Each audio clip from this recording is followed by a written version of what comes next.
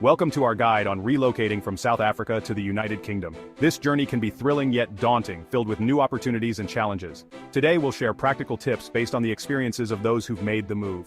First up, let's talk about getting your documents sorted. Make sure you have a valid South African driver's license.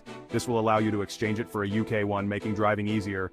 Obtain a police clearance certificate while still in South Africa. If you plan to keep your South African bank accounts, authorize someone back home to manage them. The first year in the UK is filled with excitement but can also bring challenges.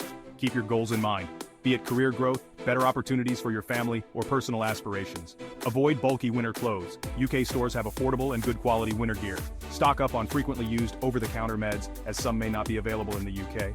Next, let's set up your banking and communication. Switch your South African plan to a pay-as-you-go option and get a UK SIM card when you arrive.